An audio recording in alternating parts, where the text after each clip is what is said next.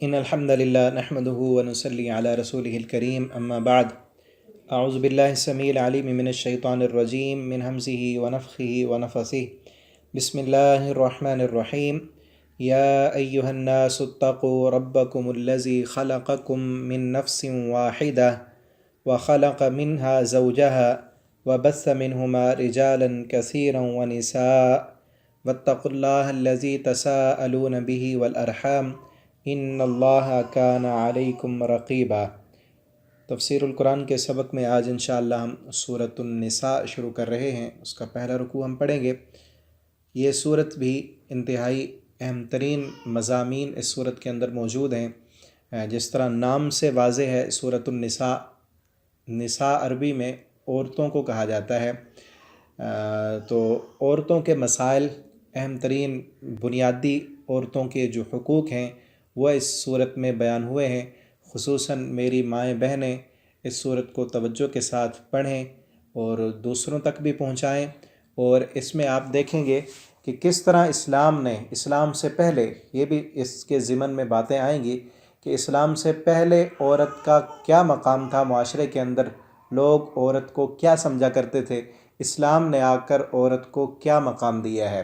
لیکن آج ساتھ ساتھ یہ بھی بات ہوگی، آج کئی مسلمان عورتیں کلمہ پڑھنے والی وہ اپنے حقوق کی بات کرتی ہیں اسلام سے باہر نکل کر۔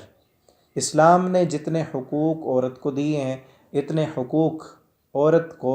کسی اور مذہب نے نہیں دیے۔ تو انشاءاللہ اس پر بات ہوگی۔ اب ہم جو ہے اس رکوع کا پہلے لفظی ترجمہ پڑھتے ہیں، پھر اس کی تفسیر پڑھیں گے۔ یا ایھا الناس، اے لوگو، اتقو، تم سب ڈرو، ربکم، اپنے رب سے، الذی، جس نے، خلقکم، تمہیں پیدا کیا، من نفس واحدہ، ایک جان سے، یعنی آدم علیہ السلام سے، وخلق، اور اس نے پیدا کیا، منہا، اس سے، زوجہا، اس کا جوڑا،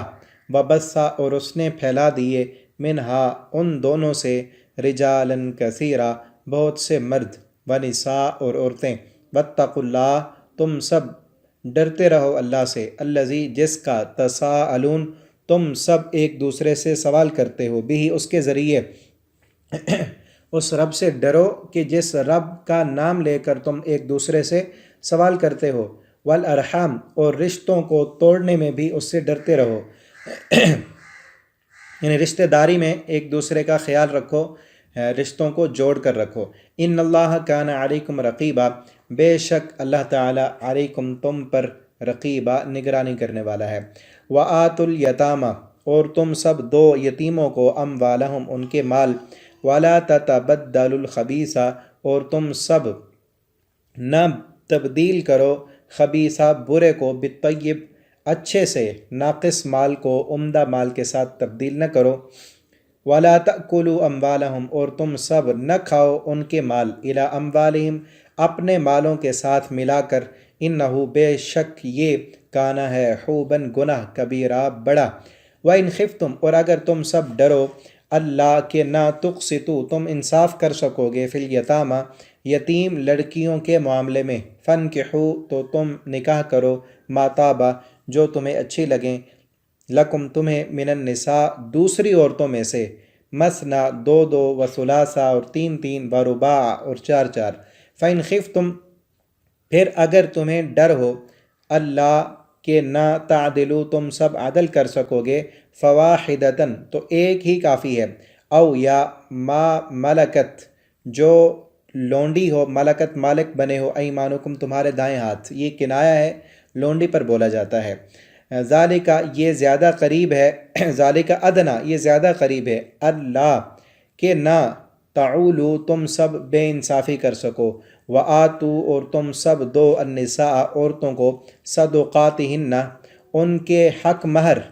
نحلا، خوشی سے، فإن طبنا، پھر اگر، طبنا، وہ خوشی سے چھوڑ دیں، لکم، تمہیں، یعنی وہ اپنا حق مہر تمہیں دے دیں، تو پھر عن شیء، اس میں یہ کچھ دے دیں، منہ، اس سے، نفساً، از خود، اپنے دل کی خوشی سے، مانگنا نہیں، فکلوا، تو تم سب کھاؤ اسے، ہنیئاً، مزے سے، مریا، بغیر کسی روک ٹوک کے،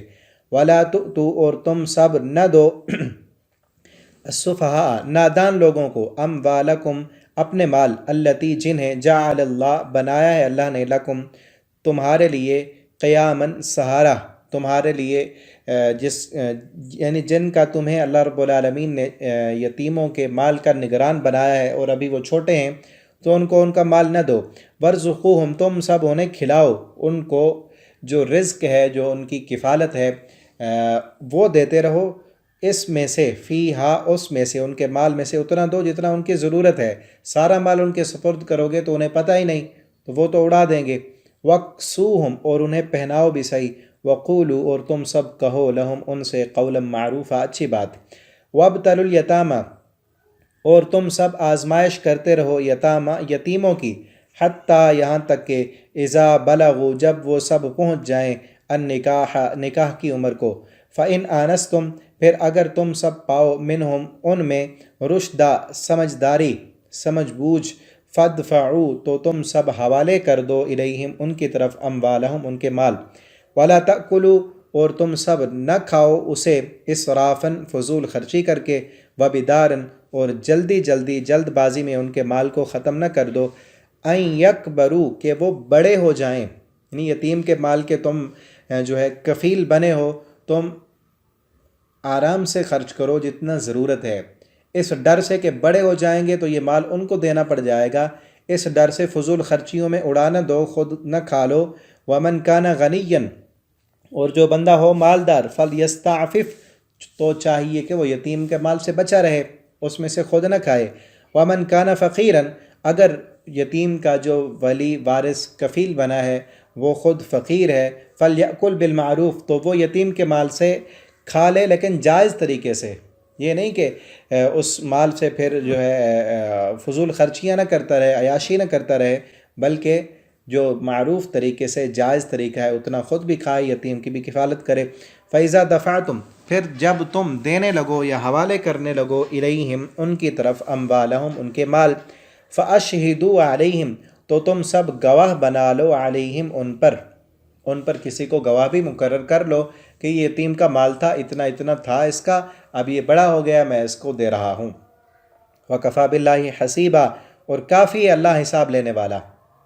یعنی دنیا میں اگر تم یتیم کے مال سے کچھ کھا لو گے اور نگران گواہ بنا کے ایسے ہی اس کو جو ہے راضی کر دو گے دنیا میں، یاد رکھو حساب اللہ نے لینا ہے۔ لِلرِّجَالِ نَصِيبٌ مِّمَّا تَرَكَ الْوَالِدَانِ، مردوں کا حصہ ہے اس مال سے جو چھوڑ کر جائیں والدین، وَالْأَقْرَبُونَ، اور قریبی رشتہ داروں کا بھی حصہ ہے، وَلِلنِّسَاءِ، اور اسی طرح عورتوں کا بھی حصہ ہے، نصیبٌ، حصہ ہے، مما، اس میں سے، تارکا، جو چھوڑ جائیں والدین، وَالْأَقْرَبُونَ، اور قریبی رشتہ دار عورت کے چھوڑ جائیں اس میں سے بھی حصہ ملے گا، اور جو والدین چھوڑ جائیں اس میں سے بھی عورت کو بھی حصہ ملے گا، مرد کو بھی۔ اب چونکہ دور جاہلیت میں عرب کا جو معاشرہ تھا وہ عورتوں کو وراثت سے حصہ نہیں دیتے تھے، اس لیے اب یہاں اس آیت میں بھی آ رہا ہے، اگلے رکوع میں بھی وراثت کے مسائل آئیں گے۔ مما قل منہ، اس میں سے، چاہے وہ وراثت کا جو مال ہے تھوڑا ہو، او کثورا، یا زیادہ ہو، نصیباً، یہ حصہ ہے، مفروضہ، مقرر کیا ہوا۔ وَإِذَا حَضَرَ الْقِسْمَةَ، اور جب آ جائیں، قسمت، وراثت کی تقسیم کے وقت، اُولِي الْقُرْبَى، قرابت والے، یعنی غیر وارث جن کے وراثت کے حصے مقرر نہیں ہیں وہ آ گئے ہیں، او یتامہ، یا یتیم، او مساکین، یا مسکین آ گئے ہیں، فَارْزُقُوهُمْ، تو تم سب کچھ دے دو انہیں، منہ، اس میں سے، وَقُولُوا، اور تم سب بات کرو، لہم، ان سے، قولا معروفا، اچھی بات۔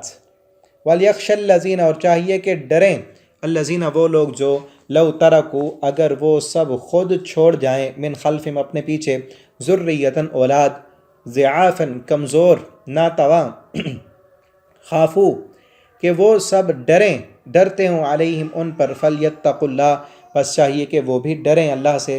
ولیقولوا، اور چاہیے کہ وہ ان کے بارے میں بات کریں، قولا سدیدا، سیدھی سچی بات۔ ان الذین، بے شک وہ لوگ، یأکلون، جو وہ سب کھاتے ہیں، اموال الیتامى، یتیموں کا مال، ظلماً، ظلم کرتے ہوئے، انما، در حقیقت، یأکلون، وہ سب بھرتے ہیں، فی بطونہم، اپنے پیٹوں میں، نارا، آگ، وہ اپنے پیٹوں میں جہنم کی آگ بھر رہے ہیں، وَسَيَصْلَوْنَ سَعِيرًا، ان قریب وہ جہنم کی بھڑکتی ہوئی آگ میں ڈالے جائیں گے۔ یہاں تک رکوع کمپلیٹ ہو گیا۔ اب اس کی تفسیر اور اس کی وضاحت ہم پڑھتے ہیں۔ یہ سورۃ النساء جیسا کہ میں نے بتایا عورتوں کے نام سے اسی لیے ہے کہ اس میں عورتوں کے مسائل بیان ہوئے ہیں۔ اب میں آپ کو اس کا تعارف اس صورت کا کہ اس صورت میں کون سے مضامین آئیں گے۔ جس طرح پہلے دو صورتیں ہم نے پڑھی نا، سورہ بقرہ اور سورہ آل عمران، اس میں نے بتایا تھا کہ سورہ بقرہ اور سورہ آل عمران کی آپس میں مناسبت ہے، یہ دو جوڑے ہیں۔ اسی طرح اب سورہ نساء، اس کے بعد سورہ مائدہ، ان کے مضامین بھی آپس میں جوڑوں کی شکل میں ملے ہوئے ہیں۔ سورہ بقرہ میں ہم نے پڑھا اس میں زیادہ تر خطاب یہودیوں سے تھا، اور بعض مقامات پر مسلمانوں سے بھی، اہل ایمان سے بھی خطاب تھا۔ اور اسی طرح سورہ آل عمران میں زیادہ تر خطاب تھا عیسائیوں سے اور مسلمانوں سے بھی خطاب تھا، لیکن سورہ آل عمران کے آخر میں ہم نے پڑھا کہ وہاں پر خطاب کا رخ کیا ہے کہ یا اہل الکتاب، یہودیوں اور عیسائیوں دونوں کو مخاطب کر کے یا اہل الکتاب کہہ کر ان سے خطاب کیا گیا ہے۔ تو ان دو صورتوں میں ہم نے دین کے جو بنیادی عقائد تھے وہ پڑھے، اور اس میں یہ بھی ہم نے پڑھا سورہ بقرہ میں بھی سورہ آل عمران میں بھی کہ یہودیوں کے اندر، عیسائیوں کے اندر، اہل کتاب کے اندر جو خرابیاں تھیں تو ان پر ان کو ملامت کی گئی کہ یہ تم نے کیا، ٹھیک ہے نا۔ وَإِذْ قُلْتُمْ يَا مُوسَىٰ، یہ ہم نے سورہ بقرہ میں پڑھا کہ تم نے یہ کیا، ان کو ملامت کی گئی۔ اور پھر کبھی کہیں انداز یہ بھی تھا کہ اب تم اسلام قبول کر لو تو تمہارے لیے بہتری ہوگی، لیکن اب اس سورہ آل عمران کے اندر ان پر ایک جو ہے حد مقرر کر دی گئی کہ اب انہوں نے نہیں ماننا نا تو ان کا ٹھکانہ یہ ہے پھر، ٹھیک ہے۔ اس طرح کا بھی اب اس صورت میں اس طرح کی ایک بات ہوگی کہ اہل کتاب پر ان پر حدیں قائم کی گئی ہیں۔ اور دوسرے نمبر پر اس کا جو بنیادی موضوع ہے وہ ہے معاشرتی مسائل، کیونکہ سورہ بقرہ اور آل عمران میں اسلام کے بنیادی عقائد بتا دیے گئے۔ سورہ بقرہ کے آخر میں مومنوں کی صفات بیان کی گئیں کہ مومن کون ہیں۔ سورہ بقرہ کے شروع میں اسی طرح مومنین کی صفتیں بیان کی گئیں، الذین یؤمنون بالغیب ویقیمون الصلاۃ ومما رزقناہم ینفقون۔ اور سورہ بقرہ کے آخر میں ان کی دعائیں آئیں۔ اسی طرح سورہ آل عمران کا آخری رکوع جو پچھلا ہم نے پڑھا کہ عقل مند انسان کون سے ہیں، ان کی 4 خوبیاں میں نے بتائیں کہ یہ کام کرنے والے۔ اب اس صورت میں کہ اگر یہ ساری چیزیں انسان کے اندر آ گئی ہیں، وہ اللہ سے ڈرنے والا ہے، اللہ کی مخلوق پر غور و فکر کر کے اس نے خالق کو پہچان لیا ہے، تو اب سب مل کر ایک معاشرہ کیسے تشکیل دیں گے۔ اسلام کے بنیادی معاشرے کے جو اصول ہیں وہ اس صورت میں بیان کیے گئے ہیں، ٹھیک ہے۔ سورہ نساء کے اندر اسلام کے جو بنیادی معاشرہ،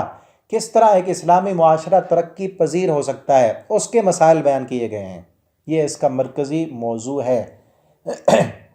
اس صورت کا، کیونکہ پیچھے آ گیا کہ یہ چیزیں انسان کے اندر ہوں تو وہ مومن ہے، وہ ایماندار ہے، وہ اپنی آخرت کو سدھارنے والا ہے۔ ایک انسان وہ تھا فرد واحد کی تربیت، ایسے سمجھ لیں کہ سورہ بقرہ اور آل عمران میں فرد واحد کی تربیت پر زور دیا گیا۔ اب یہاں ہے کہ فرد واحد نے جب دوسروں کے ساتھ میل جول رکھنا ہے تو پھر آپس کے تعلقات کیسے ہونے چاہیے، وہ اس صورت میں ہوں گے۔ تو اس کی ابتدا کی گئی یا ایھا الناس سے، کیونکہ اب یہاں پچھلی 2 صورتوں میں خطاب اہل کتاب سے تھا، کہیں مسلمانوں سے بھی تھا، اہل کتاب سے بھی اور مسلمانوں سے بھی، 2 جماعتوں سے سمجھنے کی خطاب تھا، مومنوں سے اور دوسرا اہل کتاب سے۔ اب یہاں اس صورت میں جو ہے مومنوں سے بھی خطاب ہے، ایمان والوں سے بھی اور اہل کتاب سے بھی، اور ایک تیسرا گروہ جو نہ مومن تھے نہ کافر تھے، منافق، ان سے بھی خطاب ہے اس میں، ان سے بھی اس لیے آیا نا یا ایھا الناس، اس ناس میں مسلمان بھی آ گئے، اہل کتاب بھی آ گئے، اور نام کے مسلمان جنہوں نے کلمہ تو پڑھا تھا لیکن دل میں ایمان نہیں تھا، سارے انسانیت سے خطاب، یا ایھا الناس، اے انسانوں، اتقوا ربکم، تم سب ڈر جاؤ اپنے رب سے، الذی، وہ رب تمہارا، خلقکم، جس نے پیدا کیا تمہیں۔ اب یہاں ایک اور بات بھی میں بتا دوں، یہ 2 جوڑے ہیں نا، یہ سورۃ النساء اور اگلی صورت، ان کا آپس میں تعلق یہ ہے کہ اس صورت میں اسلام کا معاشرتی مسائل بیان کیے گئے ہیں، اور اگلی صورت میں اسلام کی حکومت کے جو مسائل ہیں وہ بیان کیے گئے ہیں کہ پہلے معاشرہ قائم کریں۔ اب ترتیب دیکھ لیں نا، پہلے جو ہے نا انسان کی ایک فرد واحد کی تربیت کے لیے اصول اور قواعد بیان ہوئے، اب یہاں اس کا جو معاشرہ بنتا ہے، آپس کے اندر اس کے جو تعلقات ہیں وہ بیان ہو رہے ہیں، اور پھر وہ ایک معاشرہ، ایک سسٹم، ایک سوشل جو فیملی ہے وہ بن چکی ہے، تو پھر اب اسلام کی حکومت کیسے قائم ہوگی وہ اگلی صورت میں آئے گا۔ ٹھیک ہے، تو یہ چیزیں ذہن میں رکھیں۔ تو یا ایھا الناس، اللہ تعالیٰ نے فرمایا اے انسانو اتقو، ڈرو، تم سب ڈرو۔ اور اتقو کا معنی ایک ہوتا ہے کہ بچو، شروع میں تھا نا سورہ بقرہ میں کہ ذالک الکتاب لا ریب فیہ ھدی للمتقین، یہ کتاب، اس میں کوئی شک نہیں، یہ متقی لوگوں کے لیے ہدایت ہے۔ اس میں میں نے یہ کہا تھا کہ جس انسان کے دل میں، ہر انسان کے دل میں اللہ تعالیٰ نے حق کو پہچاننے کی صلاحیت رکھی ہے، ان بدی اور نیکی، ٹھیک کیا ہے اور غلط کیا ہے، اس کو پہچاننے کی صلاحیت اللہ نے ہر انسان کی فطرت اور طبیعت میں رکھ دی ہے۔ فطرت کا مطلب طبیعت۔ ہر انسان اگر اس کی وہ فطرت سلیمہ زندہ ہے، مری نہیں ہے، اس کو دیکھ کر پتہ چل جاتا ہے کہ یہ ظلم ہے، یہ نہیں ہونا چاہیے، یہ حق کی بات ہے، یہ ہونی چاہیے، یہ زیادتی ہے، یہ غلط ہے، یہ گناہ ہے، یہ فسق ہے، یہ گندگی ہے، یہ فجور ہے، یہ نیکی ہے، یہ اچھائی ہے۔ ٹھیک ہے نا، انسان کی فطرت ہے کہ وہ اچھی چیزوں کو پسند کرتا ہے، خوشبو کو پسند کرتا ہے، بدبو کو نہیں، وہ اچھی چیزوں کی طرف مائل ہوتا ہے۔ یہ فطرت میں اللہ نے رکھا ہے کہ انسان نیکی کی طرف آتا ہے۔ تو یہ اتقو کا معنی کہ بچو، فطرت میں اللہ نے جن بدیوں سے، جن گناہوں سے تمہیں بچانے کی تمہاری طبیعت کے اندر رکھا ہے نا، اس سے بچ جاؤ۔ ٹھیک ہے، یہ معنی بھی ہے اس کا۔ اور دوسرا یہی جو لکھا ہے ترجمے میں کہ ڈرو تم اپنے رب سے، اور ڈر میں پھر یہ بات بھی آتی ہے کہ ڈر کر اللہ نے جن کاموں سے روکا ہے ان سے رک جاؤ، اور جن کے کرنے کا اللہ نے حکم دیا ہے ان کو کرو۔ الذی، وہ ذات، وہ رب تمہارا، خلقکم، جس نے تمہیں پیدا کیا ہے، پیدا اسی نے کیا، وہ ساری چیزوں کو جاننے والا ہے، تو پھر اس رب سے ڈر جاؤ، اس کی مرضی، اس کے حکم کے مطابق اپنی زندگی بسر کرو۔ پیدا کیسے کیا؟ من نفس واحدہ، ایک جان سے، آدم علیہ السلام سے، وخلق منہا، اور پھر اسی آدم سے ان کی بیوی کو بنایا، جوڑا بن گئے۔ اور بعض مفسرین یہ بھی کہتے ہیں کہ ان کے بعد، آدم اور حوا کے بعد جو پیدا ہوئی ان کی اولاد، ان کو اللہ نے جوڑے جوڑے میں بنایا۔ جوڑے سے مراد یہاں مذکر اور مؤنث، مرد اور عورت، وبثا، اور پھر ان سب کو پھیلا دیا، بکھیر دیا، منہا، اس سے، ان دونوں سے، آدم اور حوا سے، پوری کائنات میں پھر اس نے مخلوقات کو پھیلا دیا۔ یہ کتنی اس کی قدرت کی نشانیاں ہیں کہ آدم علیہ السلام کو مٹی سے بنایا، ان کی تخلیق کی، پھر انہی سے آگے نسل کو بڑھایا کہ آج کئی ہزاروں سال ہو چکے ہیں، وہ خلقت آگے جاری ہے۔ تو جو بنانے والا ہے اس کو نہ بھولو، اس نے تمہیں کس مقصد کے لیے پیدا کیا اس کو یاد رکھو۔ اور یہ جو آیت ہے نا، یہ پہلی آیت اس سورت کی، یہ خطبہ مسنونہ کے اندر پڑھی جاتی ہے۔ جمعہ کا خطبہ ہو، عیدین کا خطبہ ہو، اور نکاح کا خطبہ ہو، یہ آیت پڑھی جاتی ہے۔ اب نکاح کے خطبے میں دیکھیں یہ آیت کیوں پڑھی جا رہی ہے کہ اس رب سے ڈر جاؤ جس نے تمہیں بنایا اور جس نے تمہیں جوڑا جوڑا بنایا۔ اب تم ایک مزید رشتے کے اندر منسلک ہو رہے ہو تو اس رب سے ڈرتے رہنا۔ ٹھیک ہے،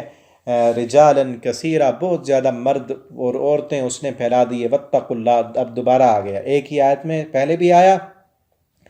یا ایھا الناس اتقوا ربکم، یہاں آیا رب سے ڈر جاؤ، اب یہاں ہے واتقوا اللہ، اللہ سے ڈر جاؤ۔ وہاں رب ہے جس نے تمہیں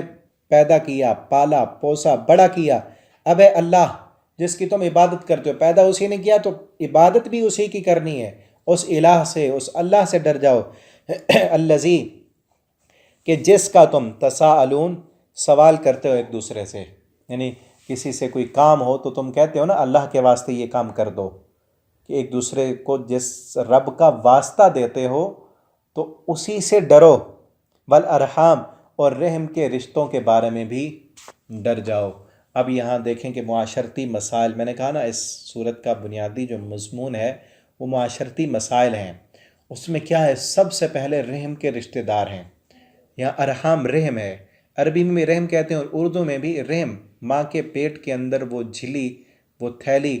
جس کے اندر بچہ پرورش پاتا ہے اس کو رحم کہتے ہیں، ماں کا رحم۔ اور اس رحم سے جو رشتہ دار ہوتے ہیں، یعنی خون کے رشتہ دار، بھائی بہنیں، ٹھیک اسی طرح اولاد، اور پھر اوپر کا خاندان، باپ، چچا، اور سسرالی رشتہ دار ہو گئے، ماں کے طرف سے رشتہ دار، ماموں، خالہ، پھوپھیاں، یہ سارے جو رشتہ دار، خونی رشتہ دار جو بنتے ہیں، ان کے متعلق اللہ فرماتے ہیں کہ ان کے بارے میں اللہ سے ڈرتے رہو کہ اپنی رشتہ داری کو توڑنا نہیں۔ اور اسی سے لفظ آتا ہے صلہ رحمی۔ ہم اردو میں بولتے ہیں نا کہ صلہ رحمی کرنا، صلہ کا معنی ہوتا ہے جوڑنا، اور رحم کا معنی رحم کے رشتوں کو جوڑ کر رکھنا، ٹھیک ہے نا؟ چونکہ اکٹھے رہنا ہوتا ہے ان رشتہ داروں نے، اور پھر کہیں نہ کہیں ہو سکتا ہے کہ کسی سے کوئی غلطی ہو جائے، اس غلطی کی وجہ سے اللہ فرماتے ہیں کہ اس غلطی کو دیکھ کر تم نے اس سے اپنا رشتہ کاٹنا نہیں ہے، توڑنا نہیں ہے، بلکہ جوڑتے رہنا ہے۔ اور رحم کے متعلق رشتہ داری کو جوڑنے کے حوالے سے کئی احادیث ہیں۔ اگر میں وہ صرف وہی حدیث ساری سناؤں نا تو ہمارے سبق کا ٹائم جو ہے وہ پورا ہو جائے گا۔ میں چند ایک باتیں کر کے آگے چلتے ہیں۔ پھر رحم کے بارے میں نبی کریم صلی اللہ علیہ وسلم کا فرمان ہے،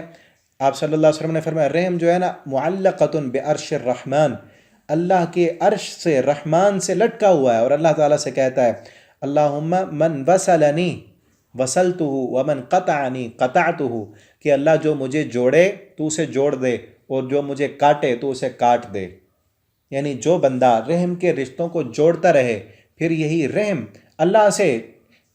دعا کر کے یہ رشتہ جو تعلق ہے، یہ اللہ سے کہتا ہے کہ اللہ اس نے مجھے جوڑا ہے، یہ اپنے رشتہ داروں سے رشتہ داریاں جوڑتا ہے، تو اس کو اپنی رحمت کے ساتھ جوڑ دے۔ اور رحم رحمت سے بھی ہے، ٹھیک ہے نا؟ رحم رحمان، اللہ کے نام رحمان سے نکلا، یہ بھی حدیث میں ہے کہ اللہ رب العالمین کا جو نام ہے نا رحمان، بسم اللہ الرحمن الرحیم، رحمان بھی اسی سے اور رحم بھی اسی سے، رحیم بھی اسی سے، اللہ کے دونوں نام، الرحمن بھی اور الرحیم بھی، انہی دونوں ناموں سے رحم نکلا ہے۔ جو بندہ اس رحم کے رشتوں کو جوڑتا ہے، اللہ تعالیٰ اس کو اپنی رحمانیت سے، اپنی رحمت سے جوڑ دیتے ہیں، اور جو بندہ ان رشتوں کو توڑتا ہے، اللہ رب العالمین اس کو اپنی رحمت سے توڑ دیتے ہیں۔ تو ہمیں چاہیے ہم ان رشتوں کا خیال رکھیں۔ خصوصاً دیکھیں کہ جب نکاح ہو رہا ہوتا ہے اس وقت یہ آیت پڑھی جاتی ہے، اس لیے کہ اس موقع پر ہم اپنے معاشرے میں دیکھتے ہیں کئی رشتہ داریاں ٹوٹ جاتی ہیں، صرف اس وجہ سے کہ اس نے مجھے شادی پہ کیوں نہیں بلایا، یا اس نے شادی پہ تو بلا لیا، دن جب ہوئے تھے اس وقت کیوں نہیں بلایا تھا، فلاں موقع پہ کیوں نہیں بلایا، نہیں آیا جاتا، اور رشتہ داریاں توڑی جاتی ہیں، کاٹی جاتی ہیں بہت زیادہ۔ میں نے کہا اس پر بہت لمبی تفصیلی گفتگو ہو سکتی ہے، لیکن چونکہ ہم نے آگے پڑھنا ہے لہٰذا اتنا ہی کافی ہے کہ ہم اپنے رحم کے جو رشتہ دار ہیں ان کو جوڑے رکھیں۔ اور ہاں، ایک اور حدیث بھی سن لیں، نبی کریم صلی اللہ علیہ وسلم نے فرمایا رشتوں کو جوڑنے والا وہ نہیں ہے کہ جو اس کے ساتھ جوڑے وہ اس کے ساتھ جوڑتا رہے۔ یعنی میں نے دعوت کی، کسی کو بلایا، وہ آ گیا تو میں بھی اس کی دعوت پر چلا گیا۔ اب ایک بندہ جو میری دعوت پر نہیں آیا، میں اس کی دعوت پر نہیں جا رہا، تو یہ رشتوں کو جوڑنا نہیں ہے۔ آپ صلی اللہ علیہ وسلم نے فرمایا یہ تو عدلے کا بدلہ ہے۔ میں کہتا ہوں کہ جو میری عزت کرے گا میں اس کی عزت کروں گا، جو میرے ساتھ بنا کر رکھے گا اسی کے ساتھ بناؤں گا، جو میرے ساتھ توڑے گا میں اس کے ساتھ توڑ دوں گا۔ یہ تو بدلہ ہوا نا۔ آپ صلی اللہ علیہ وسلم نے فرمایا رشتوں کو جوڑنے والا بندہ وہ ہے کہ وہ تیرے ساتھ توڑے تو اس کے ساتھ جوڑ، وہ تیری دعوت پر نہ آئے تو اس کی دعوت پر جا، وہ تجھے نہ بلائے تو اس کو بلا، ٹھیک ہے نا؟ اور یہاں یہ بات بھی یاد رکھیں کہ کئی رشتہ دار جو ہے نا، کئی رحم کے رشتہ دار وہ منافق قسم کے بھی ہوتے ہیں، زہریلی منافقت کرتے ہیں، بندے کا جینا حرام کر دیتے ہیں، تو ان سے بھی رشتہ نہیں توڑنا، ان سے قطع تعلقی نہیں کرنی، قطع کلامی نہیں کرنی۔ ہاں، آپ روز ملتے تھے اس کو، آپ ہفتے کے بعد مل لیں، مہینے کے بعد مل لیں، سلام دعا جاری رکھیں، کبھی کسی موقع پر اکٹھے ہو گئے تو سلام کر لیں، حال احوال پوچھ لیں۔ آپ کو پتہ ہے کہ اگر اس نے مجھے جو ہے نا وہ نقصان ہی پہنچانا ہے، اس سے خطرہ ہے، اس قسم کا رشتہ دار ہے، تو اس کے ساتھ زیادہ آپ گہرا تعلق نہ رکھیں، رازدان اس کو نہ بنائیں۔ لیکن یہ یاد رکھیں کہ سلام دعا جو ہے، حال احوال پوچھنا، یہ ختم نہیں کرنا، قطع تعلقی نہیں کرنی۔ اس کو جو ہمارے دعوت وغیرہ ہوتی ہے یا کبھی کوئی خوشی کا موقع ہے، غمی کا موقع ہے، تو اطلاع دیں، بلائیں، دعوت دیں۔ قطع تعلقی جو کر لیتے ہیں نا، یہ بہت بڑا جرم ہے۔ حتیٰ کہ نبی کریم صلی اللہ علیہ وسلم نے یہاں تک فرمایا کہ جو بندہ اپنے دوسرے مسلمان بھائی سے نہیں بولتا، 3 دن سے زیادہ قطع تعلقی کرتا ہے، قطع کلامی رکھتا ہے، اللہ تعالیٰ ایسے بندے کی عبادت بھی قبول نہیں کرتے۔ ٹھیک ہے نا، چاہے جائے کہ اپنے بھائی سے قطع کلامی کر لینا، باپ سے، کئی تو ایسے بد نصیب ہیں کہ باپ سے نہیں بولتے، ماں سے قطع کلامی کی ہوئی ہے، رشتہ داروں سے، خون کے رشتہ داروں سے۔ تو اس لیے میں نے بتا دیا کہ وہ بات ذہن میں رکھیں اور رحم کے رشتوں کو جوڑ کر رکھیں، اور خصوصاً نکاح کے موقع پر جب یہ آیت پڑھی جاتی ہے اس وقت بھی جو خطبہ نکاح دینے والا ہوتا ہے اس کو چاہیے کہ اس کی تھوڑی سی تشریح بھی کر دے، ان کو بتا بھی دے کہ ہم کیا پڑھ رہے ہیں، کون سے رب کی کلام پڑھ کر کس رشتے میں ہم منسلک ہو رہے ہیں، اس رب سے ڈرتے رہنا ہے، کیونکہ غلطیاں تو ہر انسان سے ہوتی ہیں نا، ان غلطیوں کی وجہ سے یہ نہیں کرنا کہ اب آئندہ کے لیے جو ہے نا پورا رشتہ ہی ختم کر دینا۔ اس بات کو یاد رکھنا ہے، کبھی نہیں بھولنا کہ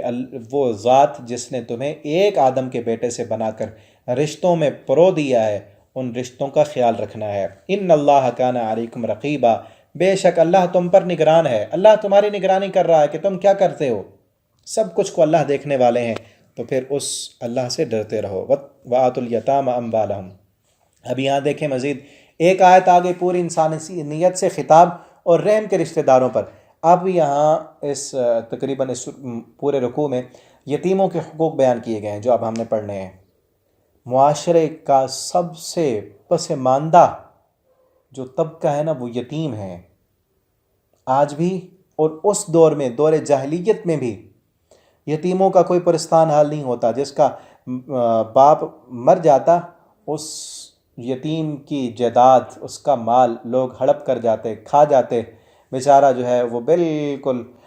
پسماندگی کی زندگی بسر کرتا۔ اللہ رب العالمین نے یتیم کے حقوق بیان کیے جو ابھی ہم پڑھ رہے ہیں۔ اسلام نے آ کر حقوق دی، اور نبی کریم صلی اللہ علیہ وسلم نے یہاں تک فرمایا انا وکافل الیتیم، میں اور یتیم کی کفالت کرنے والا جنت میں اکٹھے ہوں گے۔ آپ نے 2 انگلیاں کی، ایک شہادت والی اور اس کے ساتھ والی 2 انگلیاں، اشارہ کیا کہ یہ 2 انگلیاں جس طرح ایک دوسرے کے ساتھ ملی ہوئی ہیں، میں اور دنیا میں کسی یتیم کی پرورش کرنے والا، اس کی کفالت کرنے والا جنت میں اکٹھے ہوں گے۔ تو آج بھی یہ فضیلت موجود ہے ہمارے معاشرے میں ارد گرد، اور خصوصاً رحم کے رشتہ داروں میں۔ اگر کوئی بچے یتیم ہو جاتے ہیں جن کا باپ فوت ہو گیا تو ان کی کفالت کریں، اللہ رب العالمین دنیا میں بھی رحمتیں اور برکتیں عطا کریں گے، اور آخرت میں محمد الرسول اللہ صلی اللہ علیہ وسلم کی اس بشارت کے حقدار بنیں گے کہ اللہ کے پیغمبر کے ساتھ آپ کے پڑوس میں جنت ملے گی۔ تو اب یہ آیتیں یتیموں کے حقوق کے متعلق، اور خصوصاً جو یتیم بچیاں ہوتی ان کے متعلق ہے۔ وَآتُوا الْيَتَامَ أَمْوَالَهُمْ، یتیموں کو ان کا مال دو۔ وَلَا تَتَبَدَّلُوا الْخَبِيثَ بِالطَّيِّبِ، پاک کو پلید کے ساتھ، اچھے کو برے کے ساتھ ملا کر تبدیل نہ کرو۔ ہوتا ایسے کہ کچھ لوگ یتیموں کا مال تو دے دیتے، لیکن یتیم کو دینے سے پہلے دیکھتے کہ یتیم کے مال میں اچھی چیزیں ہیں نا، وہ نکال لیتے، اپنے مال سے اس کے بدلے میں جو ناکارہ چیز ہوتی وہ رکھ دیتے۔ تو اللہ تعالیٰ نے فرمایا ایسے بھی نہیں کرنا، یہ بھی خیانت ہے۔ اور پھر عام اگر مقصد لیں تو یہ کہ حلال کے ساتھ حرام ملا کر، ایک بندہ وہ ملازم ہے لیکن ساتھ رشوت بھی لے رہا ہے،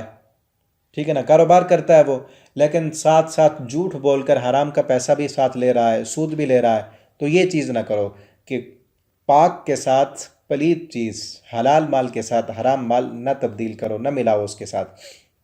وَلَا تَأْكُلُوا أَمْوَالَهُمْ، ان یتیموں کا مال نہ کھاؤ، إِلَىٰ أَمْوَالِكُمْ، اپنے مال کے ساتھ ملا کر، کہ لوگوں کو پتہ نہ چلے یتیم کی کفالت کر رہے ہیں اور مال اس کا کھائے جا رہے ہیں۔ ایسے نہیں کرنا، اللہ کو تو سب پتہ ہے نا۔ إِنَّهُ كَانَ حُوبًا كَبِيرًا، یتیم کا مال کھانا بہت بڑا گناہ ہے۔ وَإِنْ خِفْتُمْ، اور اگر تم ڈرتے ہو اس بات سے، اللہ تقسطوا فی الیتامى، کہ تم یتیم کے بارے میں انصاف نہیں کر سکو گے۔ اب یہاں اس آیت میں نا پہلے تھوڑا یہ سمجھ لیں پھر آگے پڑھتے ہیں۔ یتیم بچیوں کے بارے میں، یتیم لڑکیاں، ان کے حقوق ہیں، کیونکہ یتیم لڑکے اگر ہوتے، وہ بڑے ہو گئے ہیں، بالغ ہو گئے، بڑے ہو گئے، تو وہ خود کمانے والے، خود کفیل بن گئے اور چلے گئے، اب وہ یتیم ہے ہی نہیں، خود کمائیں گے اور کھائیں گے، بڑے ہو گئے ہیں چونکہ۔ لیکن یتیم جو لڑکیاں ہوتی اس معاشرے میں، عرب کے معاشرے میں، وہ جب بڑی ہوتی تو جو ان کا کفیل ہوتا، جو ان کا وارث ہوتا، بڑا ہوتا، وہ اپنے ہی بیٹے کے ساتھ یا خود اس کے ساتھ نکاح کر لیتا، لیکن اس معاشرے میں پھر اس کو حق مہر بھی نہ دیتے اور انصاف بھی نہ کرتے، کیونکہ پہلے بھی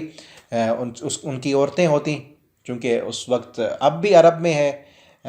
رواج ہے، چار چار شادیاں کرتے ہیں، ہمارے چونکہ انڈیا پاکستان میں یہ نہیں ہے، وہاں زیادہ ہے یہ، اس وقت بھی ایسے ہوتا، پہلے چونکہ ان کی عورتیں بیویاں ہوتیں اور یتیم لڑکی وہ بڑی ہو گئی اس کے ساتھ نکاح کر لیتے، لیکن اس کو وہ حق نہ دیتے جو عام عورتوں کو دیتے، انصاف بھی نہ کرتے،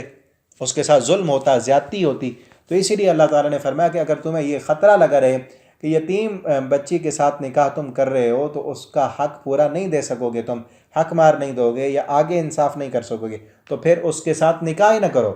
اس یتیم جو تمہاری کفالت میں یتیم بچی ہے اس کا نکاح کسی اور کے ساتھ کرو،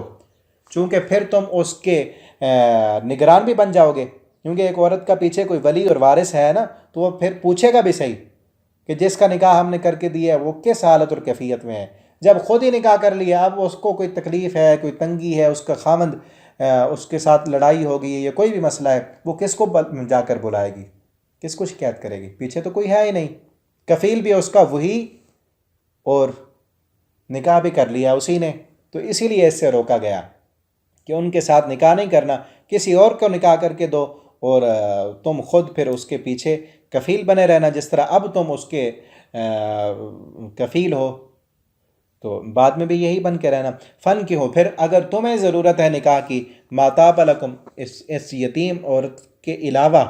اور کتنی عورتیں ان سے نکاح کرو، ماتابہ جو تمہیں اچھی لگیں، من النساء عورتوں میں سے، مثنا 2 کر لو، 3 کرو، 4 کرو، لیکن ساتھ شرط یہ ہے فَإِنْ خِفْتُمْ أَلَّا تُقْسِطُوا أَلَّا تَعْدِلُوا، اگر تمہیں ڈر ہو اس بات کا کہ تم عدل نہیں کر سکو گے۔ اب عدل کیا کرنا ہے کہ جتنا عدل کس چیز میں ہوتا ہے، جتنا کھانا پینا، پہننا، رہائش، وقت جتنا ایک بیوی کو دینا ہے اتنا ہی دوسری کو دینا ہے، اگر اس میں تم پورا نہیں کر سکتے، انصاف عدل نہیں کر سکتے، تو پھر ایک ہی، فواحدتاً، پھر ایک ہی کافی ہے، او ما ملکت ایمانکم، تو پھر اس کے بعد جو لونڈیاں ہیں، لیکن لونڈی اب ختم ہے، اس کا قانون ہی نہیں، اسلام نے شروع میں تھی لونڈیاں، اسلام نے آزاد کرنے کا جو ہے حکم دیا، فضیلت بیان کی، لیکن بعد میں بالکل دنیا کا قانون، لونڈی کہتے ہیں کہ کسی ملک کے ساتھ جنگ ہوئی ہے، اس جنگ میں جو قیدی بن گئے ہیں نا، وہ جو مرد ہیں وہ غلام ہیں، عورتیں جو ہیں وہ لونڈیاں ہیں، وہ پھر حکمران جو ہوتا ہے وقت کا وہ مجاہدین میں وہ تقسیم کر دیتا ہے ان کو، وہ ان کو عرف میں پھر ملکت ایمانکم کہا کرتے ہیں، آگے بھی آئے گا یہ لفظ، ذالک ادنی اللہ تعولوا، یہ زیادہ قریب ہے کہ تم پھر بے انصافی نہیں کرو گے، انصاف کرو گے۔ وآتوا النساء، کیونکہ لونڈی کے حقوق جو ہیں وہ بیوی کے برابر نہیں ہیں، لونڈی کے حقوق کم ہیں، تو اس لیے پھر ناانصافی والی بات ہی نہیں ہوگی۔ وآتوا النساء صدقاتہن نحلہ، اور عورتوں کو ان کا حق مہر دو خوشی سے، نحلہ، حق مہر جو ہوتا ہے یہ مرد کے ذمے ہے اور اس لیے رکھا گیا ہے، اب یہاں دیکھیں نا عورت کا حق ہے، عورتوں کے حقوق ہے نا کہ عورتوں کو ان کا حق مہر دو، اور دو بھی خوشی سے، مرد کی ذمہ داری رکھی گئی ہے کہ تو نے کچھ دینا ہے، اور نکاح کے موقع پر یہ فرض کر کے حق مہر جو ہے وہ فرض ہے، فرض کر کے اس کو یہ احساس دلایا گیا ہے کہ آگے بھی تو نے کوئی ذمہ داری اٹھانی ہے، اس کا خرچہ، اور آگے جو اولاد ہوگی، بچے ہوں گے، اس کا خرچہ بھی تیرے اوپر ہے، عورت پر نہیں ہے کچھ بوجھ، عورت پر کوئی ذمہ داری نہیں خرچے کی، ٹھیک ہے نا، عورت پر ذمہ داری ہے خاوند کی خدمت کی، اس کی فرما برداری کرے، تو یہ کہا گیا کہ ان کو ان کا حق مہر دل کی، نحلہ کہتے ہیں دل کی خوشی سے، زبردستی نہیں۔ اور یہاں پھر یہ بھی ہے کہ جو حق مہر ہے نا وہ عورت کا عوض نہیں ہے، یہ نہیں کہ جس طرح ایک چیز خریدی جا رہی ہے عورت کو خریدا جا رہا ہے، نہیں، بلکہ وہ جو میں نے بتایا نا ایک مرد کو احساس دلانے کے لیے کہ تیرے اوپر اب کوئی ذمہ داریاں آ رہی ہیں، یہ ایسے نہیں آ رہی، اس کے ساتھ اب آگے اس کا خرچہ، اس کا نان و نفقہ، اس کا کھانا پینا، اس کا پہننا، اس کی ضروریات، وہ اب ساری تیرے ذمے ہیں، اس لیے شروع میں بھی ایک ذمہ داری ڈالی گئی، اور یہ فرض ہے، اس کی مقدار جو ہے وہ شریعت میں مقرر نہیں ہے، حضرت عمر رضی اللہ تعالیٰ عنہ ایک موقع پر اس حق المہر کی مقدار مقرر کرنے لگے تو ایک عورت کھڑی ہو گئی اور کہنے لگی کہ عمر، اللہ رب العالمین کہتے ہیں وَآتُوهُنَّ قِنْطَارًا کہ اگر بہت بڑا خزانہ دے دو تم ان عورتوں کو حق مار میں، اللہ خزانہ کہتے ہیں، تم کیوں مقرر کرتے ہو؟ جتنا جس کی وسعت ہے اتنا دیں۔ اور یہ سورہ بقرہ میں بھی اس کے متعلق بات ہوئی تھی پہلے۔ فَإِن طِبْنَ لَكُمْ اور اگر وہ خوشی سے دیں تمہیں عن شیئن اس میں سے کچھ، نفساً اپنے دل کی خوشی سے، یعنی عورت کو حق مار دیا ہے، پیسے ہیں، کوئی بھی چیز ہے وہ استعمال کی ہے، بعد میں وہ آپ کو استعمال کرنے کے لیے دیتی ہے، یا وہی پیسے آپ کو دیتی ہیں کہ آپ کھائیں یا کوئی استعمال کی چیز لیں یا کسی بھی استعمال میں لائیں، وہ اپنے دل کی خوشی سے تمہیں دینا چاہتی ہیں تو فَكُلُوهُ هَنِيًّا مَرِيًّا، وہ پھر وہ بیوی بھی تمہاری، وہ مال بھی تمہارا، سب کچھ اب آپس میں مل جل کر رہو، خوشی سے کھاؤ بغیر کسی روک ٹوک کے، کوئی مسئلہ نہیں ہے، لیکن دینا ہے اس وقت وہ فرض ہے۔ اور آگے پھر عورت کی مرضی، اپنی خوشی سے وہ دے تو پھر ٹھیک ہے، یہ نہیں کہ بعض دفعہ ہوتا ہے کہ اس وقت دے دیا پھر جو ہے وہ پیچھے لگے ہوئے ہیں کہ وہ جو میں نے سونا دیا تھا، فلاں دیا تھا، پیسے دیے تھے، وہ دو، فلاں کرنا ہے، مانگنا نہیں ہے۔ وَلَا تُؤْتُوا السُّفَهَاءَ، اب یہاں ایک اور مسئلہ آیا کہ یتیموں کی کفالت کے متعلق، کہ اگر یتیم بچہ جس کا باپ فوت ہو گیا وہ چھوٹا ہے، اس کا مال اس کو کہا گیا نا پیچھے کہ نہ کھاؤ، ابھی وہ چھوٹا ہے تو اس کو دے دیں تو وہ تو اس کو مال سنبھالنے کی صلاحیت ہی نہیں ہے، وہ تو ضائع ہو جائے گا۔ تو اللہ نے فرمایا اگر وہ بیوقوف ہیں، نادان ہیں، چھوٹے ہیں، نابالغ بچے ہیں تو ان کو ان کا مال نہ دو۔ التی جعل اللہ لکم قیامہ کہ جن پر اللہ نے تمہیں نگران بنایا ہے۔ وارزقوہم فیہا تم سب انہیں کھلاؤ، یعنی ان کا نان و نفقہ، ان کا کھانا پینا پہننا وہ ان کو دیتے رہو، وکسوہم ان کو پہناؤ، وقولوا لہم قولا معروفا اور ان کو اچھی بات کو، یعنی ان کی اچھی تربیت کرتے رہو۔ یتیم بچے ہیں ان کی اسی طرح تربیت کرو جس طرح تم اپنے بچوں کی تربیت کرتے ہو۔ وابتلوا الیتامى اور پھر تم آزماؤ، یعنی چیک کرو، دیکھو کہ یتیم جو ہیں یہ اپنے مال کی حفاظت کر سکتے ہیں یا نہیں، ان کو ان کا مال دیا جائے کہیں ضائع تو نہیں کر دیں گے، کہیں کوئی ان سے چھین تو نہیں لے گا، ان کا تجربہ کرو، دیکھو، آزماؤ، حتی اذا بلغ النکاح یہاں تک کہ وہ نکاح کی عمر کو پہنچ جائیں، بالغ ہو جائیں۔ فَإِنْ آنَسْتُم مِّنْهُ رُشْدًا اس کے بعد بھی اگر تم پاؤ، محسوس کرو ان میں رشدن بھلائی، سمجھداری، کہ اب اپنا مال سنبھالنے کی صلاحیت رکھتے ہیں، اور اب اس میں نا وہ جو سمجھدار بندہ ہے ان کا کفیل، نگران، ان کا وکیل، وہ دیکھے کہ اب وہ مال کیسا ہے، دکان ہے، کاروبار ہے، پلاٹ ہیں یا کوئی بھی چیز ہے، اب یہ بچہ اس کو سنبھالنے کی صلاحیت رکھتا ہے یا نہیں، کہیں کوئی اس سے دھوکہ کر کے چھین تو نہیں لے گا، کہیں اس کے ساتھ فراڈ تو نہیں ہو جائے گا، وہ اس کی کیفیت دیکھ لے، ذہنی صلاحیت اس کی دیکھے، تو پھر فَادْفَعُوا إِلَيْهِمْ أَمْوَالَهُمْ اس یتیم بچے کو، بڑا ہو گیا ہے جو، اس کو اس کا مال دے دو۔ وَلَا تَأْكُلُوا اور نہ تم کھاؤ اسے، یعنی ابھی یتیم بچہ وہ چھوٹا ہے تو اس کو نہیں دینا، لیکن اس کو نہ کھاؤ اسرافاً فضول خرچی کرتے ہوئے، فضولیات میں اس کا مال اڑا نہ دو۔ اور یہ بھی حدیث میں کہا گیا کہ یتیم کا مال ایسے نہ رکھ دو کہ اس کا ہر سال زکوٰۃ تو دینی ہے اس مال سے، کہ زکوٰۃ ہی اس کو ختم کر دے، بلکہ اس کے مال کو تجارت میں لگاؤ تاکہ وہ بڑھتا رہے۔ وَبِدَارٍ اور جلدی جلدی اس طرح نہ کھا جاؤ یکبروا کہ وہ بڑے ہو جائیں گے تو واپس کرنا پڑے گا، تو اس ڈر سے تم جلدی جلدی یتیموں کا مال اڑا نہ لو۔ وَمَنْ كَانَ غَنِيًّا جو بندہ خود مالدار ہے وہ یتیم کے مال سے نہ کھائے، اور جو فقیر ہے وہ اچھے طریقے سے کھا لے، یعنی ایک کفیل جو بنا ہے یتیم کے مال کا وہ خود فقیر ہے، اس کی اپنی کوئی جدائد، کوئی پراپرٹی، کوئی بزنس اس کا اپنا نہیں ہے، تو وہ اس کے مال سے اتنا کھائے جتنا ضرورت ہے، زیادہ کھائے گا تو اس کے لیے پھر وعید بیان کی گئی، آگے آ رہا ہے۔ فَإِذَا دَفَعْتُمْ إِلَيْهِمْ أَمْوَالَهُمْ جب مال ان کے سپرد کرنے لگو تو اس پر ایک گواہ بھی بنا لو۔ اب یہاں مزید ایک مسئلہ آ رہا ہے، عورتوں کو وراثت میں حصہ نہیں دیا جاتا تھا دور جاہلیت میں، اور اب بھی کئی مسلمان کلمہ پڑھنے والے اپنی بیٹیوں کو وراثت سے محروم کر دیتے ہیں، باقاعدہ جو ہے مرتے وقت جو ہے باپ کہتا ہے کہ جاؤ بلاؤ پٹواری کو لے آؤ، مجھ سے جو ہے وہ سین کروا لو ورنہ تمہاری بہنیں نہ لے جائیں جائیداد۔ یہ جہالت ہے، جہالت کی انتہا ہے۔ اس وقت بھی ایسے تھا، عورت کو وراثت میں حصہ نہیں دیا جاتا تھا، حقوق نہیں تھے، ظلم تھا، زیادتی تھی، اسلام نے آ کر حقوق دیے ہیں۔ ابھی مزید آگے کل کے سبق میں آئے گا عورتوں کے کتنے حقوق بیان کیے گئے ہیں۔ لِلرِّجَالِ نصیب مرد کے لیے بھی حصہ ہے اور عورت کے لیے بھی حصہ ہے، جس طرح ایک مرد بچہ وہ باپ کی اولاد ہے نا، اسی طرح بچی، عورت، بیٹی وہ بھی اپنے باپ کی اولاد ہے، اتنی ہی وراثت کی حقدار ہے۔ ہاں مرد کے لیے وہ للذکر مثل حظ الانثیین اگلے رکوع میں آئے گا کہ مرد کے لیے دگنا ہے تو عورت کے لیے ایک ہے۔ کیوں؟ کیونکہ عورت کو جہاں شادی ہونی ہے نا اس کو وہاں سے بھی ملنا ہے، اور عورت کی ذمہ داری نہیں ہے۔ مرد کے 2 حصے ہیں تو عورت کا 1 حصہ ہے، یعنی باپ کی پراپرٹی میں 2 لاکھ اگر بیٹے کو ملیں گے نا تو 1 لاکھ 1 لاکھ بیٹی کو ملے گا، بیٹے کے لیے ڈبل اور عورت کے لیے 1، لیکن وہی 1 بھی نہیں دیا جاتا۔ اس میں عورت یہ نہ کہے، میں جو بات سمجھا رہا ہوں، عورت یہ نہ کہے کہ میرا حصہ کم کیوں ہے، آدھا کیوں رکھا گیا مجھے۔ وہ یہ ہے اس میں جو حکمت کی بات ہے وہ یہ ہے کہ جو بیٹا ہے نا، جو مرد ہے، اس کی ذمہ داری ہے خرچہ کرنا، اس کی ذمہ داری ہے بیوی کو کھلانا، اس کی ذمہ داری ہے بیٹی کو کھلانا، اس کی ذمہ داری ہے اپنے پورے گھر کو چلانا۔ عورت کو جو 1 حصہ ملا ہے نا اس کی ذمہ داری نہیں ہے کہ کسی کی کفالت کرے،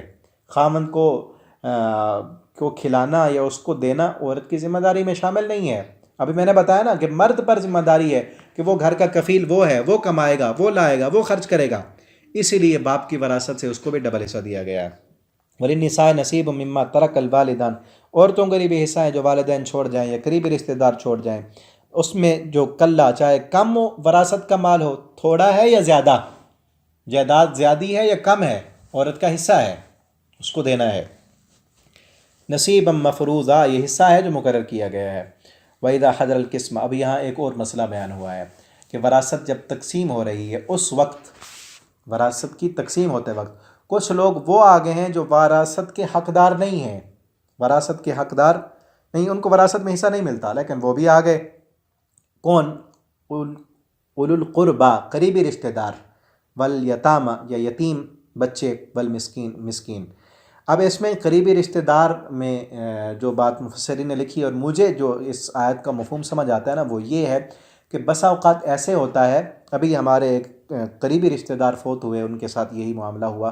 تو مجھے ابھی یاد آ رہا ہے، وہ یہ ہے کہ باپ جو ہے وہ بزرگ ہو گیا ہے، بڑی عمر کا، اس کے بچے بھی جوان ہو گئے، آگے اس کی اولاد کی اولاد ہو گئی، اولاد کی اولاد ہو گئی، یعنی وہ دادا بن گیا، اولاد کی اولاد ہو گئی، لیکن اولاد میں سے کوئی ایک آدھ بیٹا اس کا فوت ہو گیا،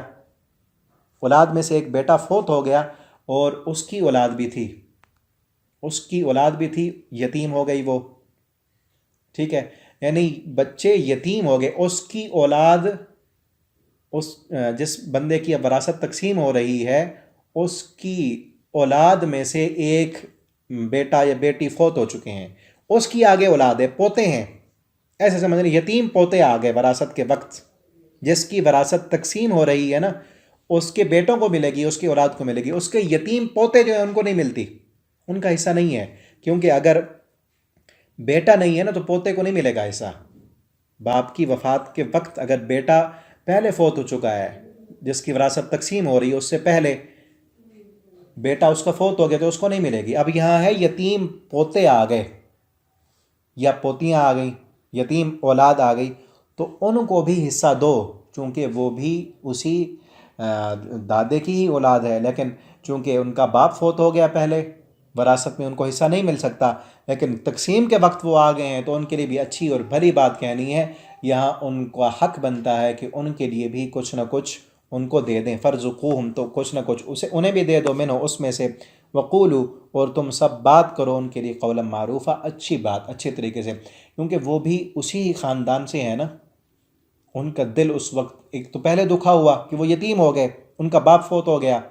اب وراثت کی تقسیم کے وقت ان کو محروم کر دو گے تو دل تو دکھے گا نا ان کا، اب پورا اتنا حصہ تو نہیں ملے گا، کم دینا ہے، کچھ نہ کچھ دے دو ان کو، اور ساتھ یہ بات سمجھا دو بھائی اللہ کی مرضی، اللہ نے آپ پر آزمائش ڈالی، تکلیف مصیبت ہے، اس پر صبر کریں، آپ کا باپ فوت ہو گیا تو اس لیے آپ کو پورا اس وراثت سے حصہ نہیں مل سکتا، تو اس لیے اتنا اتنا آپ کو مل رہا ہے، اتنا ہم آپ کو دے دیتے ہیں، ان کو سمجھا دو اچھے طریقے سے۔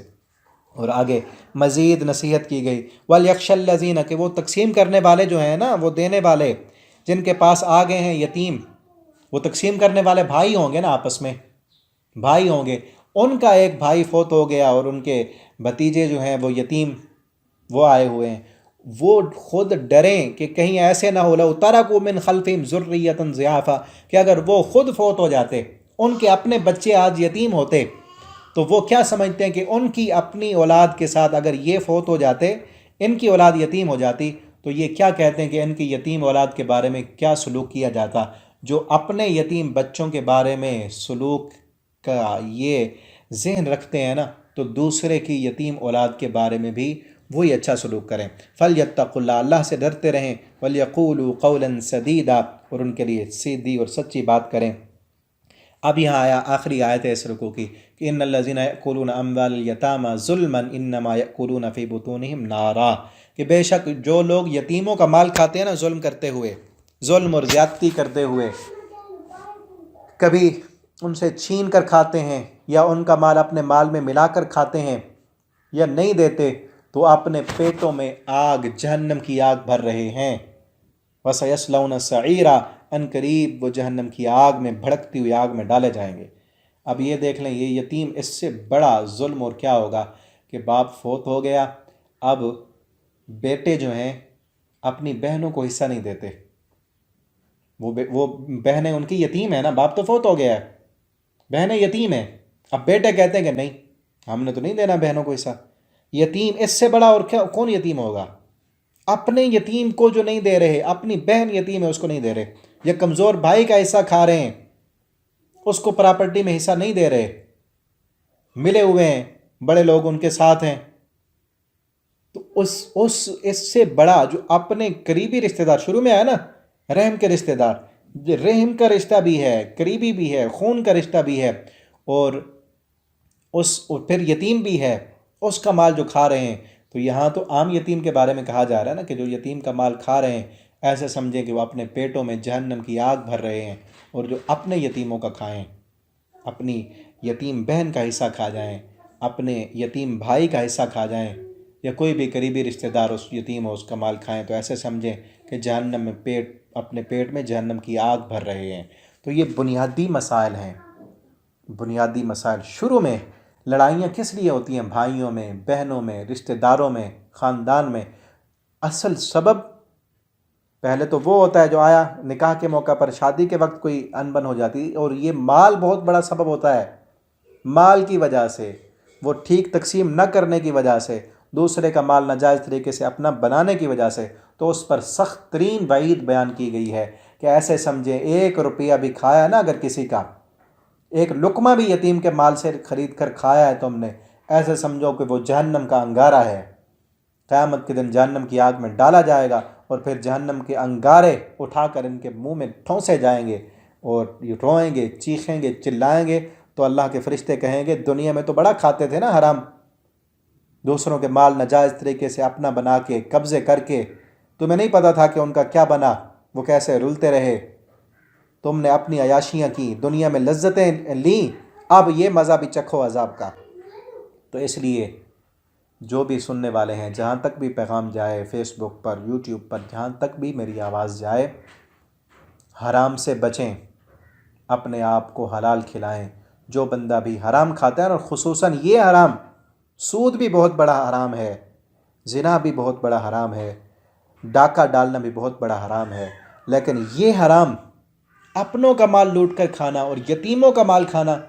اس لیے ہے نا کہ یتیم خود کما نہیں سکتا، وہ بیچارہ خود جو ہے مفلوق ہو رہا ہے، اس پر تو ترس کرنا چاہیے نا،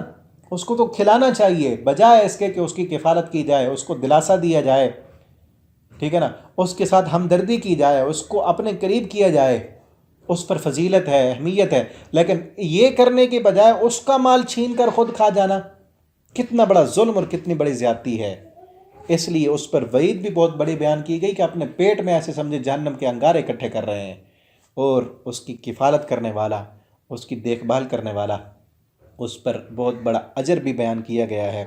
تو ہم ان میں سے بنیں جو یتیموں کی کفالت کرتے ہیں، ٹھیک ہے نا، یتیم بچے ہو گئے، اور اس میں ان یتیموں میں وہ بھی شامل ہیں بیوہ عورتیں، یتیم بچے، بیوہ عورتیں، مسکین، فقیر، یہ سارے ان پر خرچ کرنے والا، ان کی کفالت کرنے والا، ان کی دیکھ بھال کرنے والا۔ ایسے ایک حدیث یاد ہے کہ آخری حدیث بیان کر کے میں سبق ختم کرتے ہیں، سنن ابی داؤد کے اندر میں نے حدیث پڑھی تھی، نبی کریم صلی اللہ علیہ وسلم نے فرمایا یتیم کی کفالت کرنے والا، مسکین اور بیوہ عورتوں پر خرچ کرنے والا ایسے ہے جیسے جہاد فی سبیل اللہ کے لیے اپنا مال، اپنا گھوڑا لے کر جانے والا ہو۔ جتنی فضیلت، مقام اللہ کے راستے میں تلوار لے کر اپنے جسم کو ہتھیلی پر رکھ کر جانے والا، اس کو تیر لگتے ہیں، تلواریں لگتی ہیں، جتنا ثواب اسے ملتا ہے نا، اتنا ہی ثواب اس بندے کو ملتا ہے جو کسی بیوہ پر، کسی یتیم اور مسکین پر خرچ کرتا ہے۔ ٹھیک ہے نا؟ چلتے چلتے ایک اور بات بھی یاد آ گئی، آخری بات میں کر دیتا ہوں۔ ایک کتاب ہے، اس میں سنہرے واقعات لکھے ہوئے ہیں، دعاؤں کی قبولیت کے سنہرے واقعات۔ اس میں ایک واقعہ پڑھا کہ ایک بندہ نا، اس کو خواب آتا ہے، واقعہ بڑا لمبا ہے، میں مختصر کرتا ہوں۔ اس کو خواب آتا ہے کہ فلاں بندے کو نا، سعودی عرب کا واقعہ ہے، اس بندے کو ریاض کا رہنے والا تھا، اس کو خواب آیا، 3-4 دن مسلسل اس نے خواب دیکھی کہ خواب میں نام لیا جا رہا تھا کہ فلاں بندے کو نا بلاؤ اور اس کو عمرہ کراؤ۔ اس نے جا کر عالم سے، سعودی عرب میں مسجد حرام کے اندر جا کر عالم سے اس خواب کی تعبیر پوچھی۔ انہوں نے کہا کہ اس بندے کو بلا لو آپ۔ وہ فون نمبر بھی بتایا گیا، اس نے اس فون نمبر پر رابطہ کیا تو آگے سے تو بڑی ترش قسم کی آواز، اس نے کہا میں نے کبھی نماز نہیں پڑھی، تم مجھے جو ہے نا بیت اللہ کا عمرہ کرانے کے لیے کہتے ہو، میں نے تو نماز ہی نہیں پڑھی۔ آگے سے بندہ اس قسم کا تھا۔ تو المختصر اس نے بار بار کال کی کہ مجھے اس طرح خواب آتی ہے، میں آپ کو عمرہ کراتا ہوں۔ اس نے کہا ہاں ٹھیک ہے، میں فلاں شہر میں رہتا ہوں، ایسے کرو کہ خرچہ پورا آپ کا ہوگا، میں آتا ہوں آپ کے پاس۔ تو اس نے ان کو بلا لیا، گئے، پورا ان کا جو ہے نا عمرے کا خرچہ کیا، ان کو عمرہ کرایا،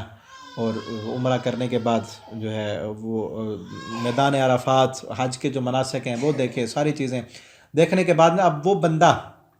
جس کو بلایا گیا تھا فون میں، خواب میں، کہ جس کو عمرہ کرانا ہے، وہ بندہ کہتا ہے کہ میں نا بہت گناہ گار ہوں، میری زندگی گناہوں سے بھری ہوئی ہے، میں آخری مرتبہ اللہ کے گھر کے پاس نا اپنے گناہوں کی معافی مانگنا چاہتا ہوں، مجھے اجازت دیں۔ اس نے کہا جتنے بار مرضی مانگے، مجھے اس میں کیا اعتراض ہے۔ وہ گئے بیت اللہ میں، جا کر نا نماز پڑھی، 2 رکعت نماز پڑھی اور روئے، اپنے گناہوں کی معافی مانگی، اور سجدے میں گئے نا، سجدے میں وہیں فوت ہو گئے، سجدے میں ان کی موت ہو گئی۔ یہ کتاب دعاؤں کی قبولیت کے سنہرے واقعات عبد المالک مجاہد نے لکھی ہے، اس میں یہ واقعہ موجود ہے، عرب کا۔ سجدے میں ان کی موت ہو گئی۔ اب وہ بندہ بڑا پریشان ہوا، جو اوپر عمرہ کرانے والا تھا نا، جس کو خواب آیا تھا بار بار کہ اس بندے کو بلاؤ اور عمرہ کراؤ، اور آگے سے اس نے تو دیکھا کہ بندہ ہی بڑا جو کہتا ہے میں نے نماز ہی نہیں پڑھی، مسجد میں نہیں جاتا میں، یعنی بالکل دین سے دور۔ اب اس کی اتنی اچھی موت کہ اللہ کے گھر میں عمرہ کر کے معافیاں بھی مانگ چکا ہے، 2 رکعت نماز بھی پڑھ چکا ہے، سجدے میں موت آ گئی۔ ایسی موت کی تو ہر بندہ تمنا کرتا ہے کہ اللہ ہمیں بھی سجدے کی حالت میں موت دینا۔ اس کا عمل کیا ہے؟ کون سا اس کا ایسا عمل ہے جس عمل کی بدولت اس کا اچھا خاتمہ ہوا ہے؟ ٹھیک ہے نا؟ جو یہ بات قابل غور ہے سننے کی، اور دعا بھی کیا کریں اللہ ہمارا خاتمہ ایمان پہ کرے۔ اب وہ بندہ نا، اس نے اس کی بیوی کو کال کی کہ میں آتا ہوں آپ کے جو ہے خامند، وہ اس طرح ان کی وفات ہو گئی، بڑی اچھی موت ہے۔ تو وہ گیا، اس کی بیوی سے پوچھا اور اس سے کہا کہ اس کا عمل کیا ہے، مجھے بتاؤ کہ اس کی کون سی ایسی نیکی ہے جس کی وجہ سے اس کی اتنا اچھا خاتمہ ہوا۔ اس کی بیوی اب کہتی ہے، بیوی سب کو جانتی ہے، ظاہر سے بھی باطن سے بھی، وہ کہتی ہے میرے خامند میں بڑی برائیاں تھیں، کوئی اچھا انسان نہیں تھا، ہاں ایک نیکی اس میں تھی، ایک نیکی جس کی بدولت مجھے لگتا ہے کہ اس کو یہ اچھی موت آئی ہے۔ وہ کہتی ہے اس کی نیکی کیا تھی؟ اس کی نیکی یہ تھی، وہ کہتی ہے میرے پڑوس میں نا، میرے پڑوس میں میری پڑوسن ہے، وہ بیوہ ہے، اس کا خامند فوت ہو گیا، اس کے بچے یتیم ہیں۔ میرا یہ خامند جب بھی ہمارے گھر کے لیے راشن لاتا تھا، سبزی لاتا تھا، فروٹ لاتا تھا، جو بھی اپنے بچوں کے لیے لے کے آتا تھا نا، بالکل اتنا ہی میری اس ہمسائی کے لیے بھی لے کے آتا تھا، ان یتیم بچوں کے لیے، اس بیوہ عورت کے لیے بھی لاتا تھا، اور آ کر دروازہ کھٹکھٹا کے نا، دروازے کے اندر سامان رکھ کے کہتا تھا بہن اٹھا لو، خود چلا جاتا تھا۔ اور وہ عورت، وہ اس کی بیوی کہتی ہے میں اس بیوہ عورت کو دیکھتی، جب وہ سامان اٹھاتی نا، وہ ہاتھ اٹھا کے آسمان کی طرف نگاہیں اٹھا کے روتی بھی تھی، اور دعا کرتی تھی کہ اللہ اس بندے کا خاتمہ ایمان پہ کرنا، یہ میرا اتنا خیال رکھتا ہے، تو بھی اس کا خیال رکھنا۔ اس کی دعا ہے، اس کی دعا کی وجہ سے اللہ نے اس کو اتنی عظیم موت عطا کی ہے۔ اللہ ہمیں بھی ایسی موت عطا فرمائے۔ کہتے ہیں نا اللہ کو کوئی بھی عمل انسان کا پسند آ جاتا ہے، تو یہ واقعہ مجھے یاد آ گیا۔ آپ کو سنا دیا اس وجہ سے کہ ہم بھی اپنی زندگی میں ایسے عمل کیا کریں. اب اس کی اس نیکی کا کسی کو بھی نہیں پتہ، صرف اس بیوی کو پتہ. ہم بھی اپنی زندگیوں میں کوئی ایسے عمل کریں، خصوصاً ایسے بے کس انسان، بیوہ عورتیں، یتیم بچے، بے سہارا، ان کی مدد اور خدمت کریں، اور ایسے کریں کہ کسی کو پتہ بھی نہ ہو. اور ابھی میں نے بتایا نا، ابھی ہمارے جو رشتہ دار فوت ہوئے، ان کے مرنے کے بعد ایک عورت آئی، وہ بھی بیوہ تھی. وہ کہتی ہیں ابھی کل تو یہ بندہ مجھے اتنے پیسے دے کے آیا ہے. اور وہ کہتی ہیں ہر مہینے مجھے دیا کرتا تھا. اب پوچھا گیا تو اس کی بیوی کو بھی نہیں پتہ. اس کی بیوی جو اب بیوہ ہوئی ہے، اس کو بھی نہیں پتہ کہ میرا خاوند فلاں عورت کو اتنے پیسے دے کے آتا تھا. ٹھیک ہے نا؟ تو ایسی نیکیاں کام آئیں گی. تو اللہ رب العالمین سے دعا ہے، اللہ تعالی ہمیں قرآن پڑھنے، سمجھنے، اس کے مطابق زندگی بسر کرنے کی توفیق عطا فرمائے. والسلام علیکم ورحمۃ اللہ وبرکاتہ.